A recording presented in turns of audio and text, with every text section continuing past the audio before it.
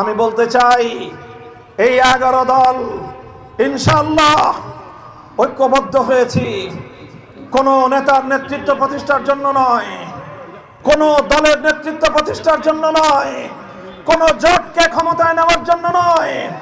11 দল ঐক্যবদ্ধ হয়েছে বাংলার 18 কোটি মানুষকে তাদের ক্ষমতার প্রাপ্য বুঝিয়ে দেওয়ার জন্য। আমরা ঐক্যবদ্ধ হয়েছি বাংলাদেশকে ক্ষমতায় নেওয়ার জন্য। আধিপত্যবাদী শক্তি আর বাংলার ক্ষমতার মসনদ দখল করতে পারবে না ইনশাআল্লাহ। তাই আপনারা ঐক্যবদ্ধ থাকবেন।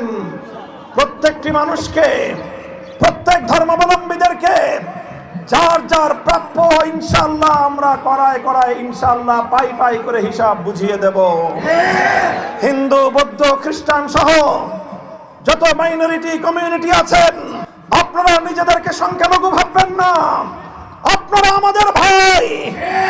যে যত দুর্বল বাংলাদেশে 11 দলের মাধ্যমে সে তত সবল থাকবে ইনশাআল্লাহ।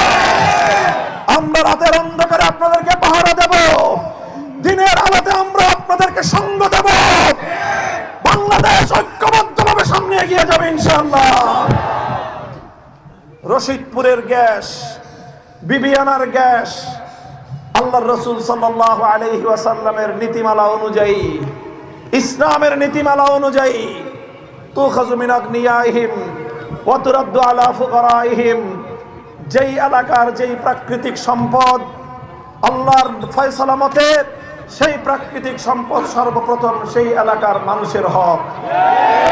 তাদের প্রয়োজন পূরণ হয়ে উদ্বৃত্ত হলে অন্য এলাকায় সাপ্লাই হবে ইনশাআল্লাহ। 11 দল যদি ক্ষমতায় যায়, রশিদপুর এবং বিবিয়ানার গ্যাস দিয়ে সর্বপ্রথম নবীগঞ্জ বাহুবলবাসী, হবিগঞ্জবাসীর প্রয়োজন পূরণ হবে। এরপরে বাংলাদেশের অন্যান্য অঞ্চলের প্রয়োজন পূরণ হবে। পশ্চিম পাকিস্তানি খান পাঠানদের মতো